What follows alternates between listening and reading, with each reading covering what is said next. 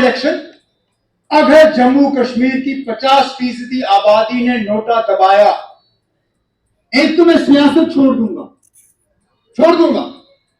दूसरा, मैं एलजी साहब को खुद तख्त पे बिठा के उनके सिर पे ताज डाल के उनकी ताजपोशी करके जाऊंगा। अगर जम्मू कश्मीर की 50% आबादी ने नोटा दबाया, एक तो मैं सियासत छोड़ दूंगा। दूसरा, मैं एलजी साहब को खुद तख्त पे बिठा के उनके सिर पे ताज डाल के उनकी ताजपोशी करके जाऊंगा। दोस्तों ने मेरी इर्द गिर्द मेरे कान में ये थोड़ी बहुत बातें डाली, वही चापलूस आज राजभवन के चक्कर काट रहे और वही एलजी साहब के कान में ये बात डाल रहे हैं कि ना 80% जम्मू कश्मीर के लोग आपको पसंद करते हैं। मैंने उस वक्त गलती की, मुझे जमीन पर उतर के अपने वर्करों से पूछना था कि आप बताओ सही क्या है गलत क्या है।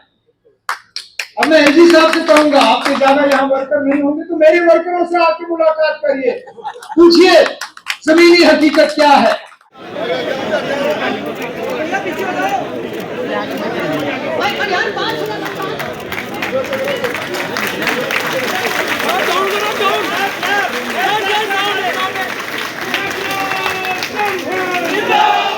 अब मेरी एज हो गई है, अगर मैं सरकारी मुलाजिम होता तो 7 साल के बाद मैं पेंशन ले रहा होता। अब खुदारा मुझे बताइए ना, अब आप किसी 53 साल के जो सरकारी अफसर हैं उनके पास आप जाके कहते हो ना आप बड़े नौजवान अफसर हैं, आप तो कहते हो ना अभी आपको रिटायरमेंट में बस चंद ही साल रह गए, थोड़ी सी हमारी मदद करिए। तो नौजवान हैं, स्टेज पे बैठे, चाहे वो यूथ के हो स्टूडेंट के हो, लेकिन मैं अब नौजवान नहीं रहा।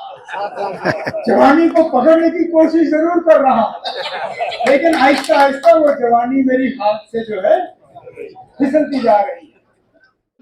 परसों की बात है, चौक के बीच में सीआरपी की गाड़ी पर पिस्तौल से फायर,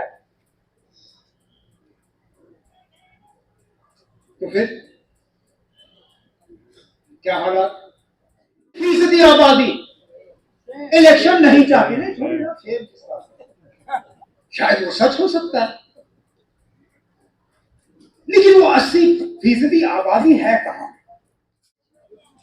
नेशनल कॉन्फ्रेंस के सदर जनाब फारूक अब्दुल्ला साहब के तरफ से, अपने तरफ से हमारे तंजीम के जनरल सेक्रेटरी जनाब सागर साहब के तरफ से,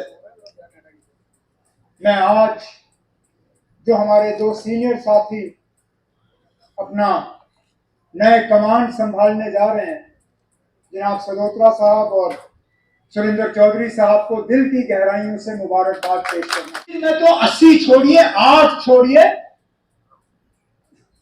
0.8% आबादी भी आप नहीं दिखा सकोगे जो इलेक्शन नहीं चाहेगी।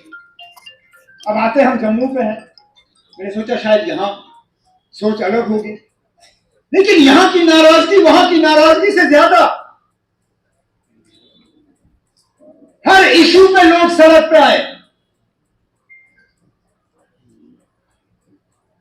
टोल प्लाजा, किसी ने उनको उत्साया नहीं,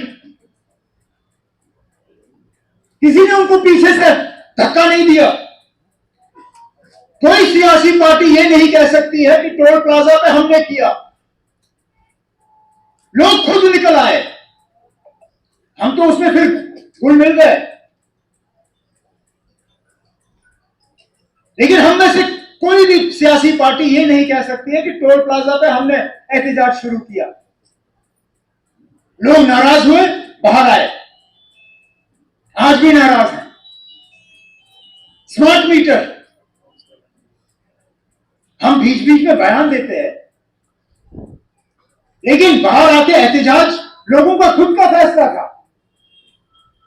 और सही पूछा मेरे साथियों ने, सुरेंद्र जी ने और अजय सलोत्रा साहब ने,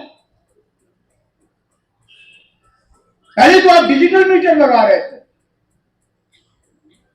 आप हमें कह रहे थे कि ये डिजिटल मीटर दुनिया का सबसे बेहतरीन मीटर है।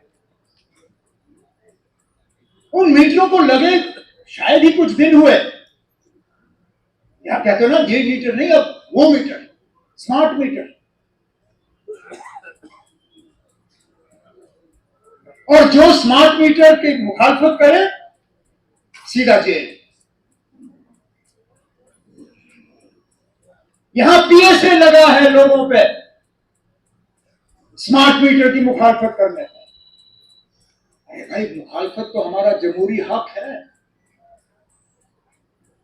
नहीं पसंद हमें तुम्हारा ये मीटर, हम इसके खिलाफ आवाज तो उठा सकते हैं। आपने अभी तक तो हमें समझाया नहीं कि डिजिटल और स्मार्ट में आपको बदलाव क्यों लाना पड़ा। महंगाई की हालत आप सबके सामने। एक चीज के दाम क्या नीचे आ जाते हैं, दो चार चीजों की कीमतें बढ़ जाती हैं। किसान बेरोजगारी को लेकर नाराज हैं। कहीं पे भी उनकी रिक्रूटमेंट का सिलसिला नहीं होता। जहां पे भी रिक्रूटमेंट का लिस्ट निकलता है वहां धांधली होती है, कैंसर होता है, नौजवान परेशान हो जाते हैं। कश्मीरी पंडितों की ये लोग बात करते हैं, वापस लेना तो दूर की बात, जिनको हमने अपने हुकूमत में वहां बसाया था, रोजगार दिया था, रहने के लिए जगह दी थी, वो सड़कों में उतर आए कि हमें वहां से वापस लाओ, हमें खतरा है। यहां पे चुन चुन के वहां दफ्तरों में डेस्क के पीछे बैठे सरकारी मुलाजिम को गोली से उड़ाया। बैंक के ब्रांच में काम करते हुए बैंक में घुस के गोली मारी। तो फिर कहां है ये 80%? मुझे अच्छी तरह से याद है, मैं भूला नहीं हूं, बुढ़ापा जरूर आ गया लेकिन यादाश्त अभी भी है। इसलिए कभी कभी मैं अपने साथियों से गिला करता हूँ, ये जो आप नौजवान क़यादत ये छोड़िए ना। 53 अब मेरी एज हो गई है। अगर मैं सरकारी मुलाजिम होता तो 7 साल के बाद मैं पेंशन ले रहा होता। अब खुदारा मुझे बताइए ना, अब आप किसी 53 साल के जो सरकारी अफसर हैं उनके पास आप जाके कहते हो ना आप बड़े नौजवान अफसर हैं, आप तो कहते हो ना अभी आपको रिटायरमेंट में बस चंद ही साल रह गए, थोड़ी सी हमारी मदद करिए। तो नौजवान हैं स्टेज पे बैठे, चाहे वो यूथ के हो स्टूडेंट के हो, लेकिन मैं अब नौजवान नहीं रहा। जवानी को पकड़ने की कोशिश जरूर कर रहा हूं, लेकिन आहिस्ता आहिस्ता वो जवानी मेरी हाथ से जो है फिसलती जा रही है। तो याददाश्त मेरी अभी है, मुझे अभी भी वो जलसा याद है। हमारे मुखालिफ हिल गए थे क्योंकि उनको लगा था कि शायद ये लोग अब मिट गए। से कहा, मैंने कहा अगर एलजी साहब को वाकई लगता है कि 80% लोग उनको पसंद करते हैं, मैं 30% का कंसेशन दे देता हूं। मैं कहता हूं चलिए अब जज्बात में आके आपने 50 को 80 कर दिया, हम 50 पे ही जाते हैं। जब आपके पास मशीन होता है ना वोट डालने का, सबसे निचला बटन कौन सा होता है उसमें? नोटा, मतलब नन ऑफ द अबव। ऊपर जितने भी नाम है मैं इनको पसंद नहीं करता हूं, इसलिए मैं नोटा दबाऊंगा। अगर 80% लोग इलेक्शन नहीं चाहते, जाए पोलिंग बूथ में नोटा दबाएं। चलिए 80 छोड़िए, मैं 50 पे ही आ जाता हूं।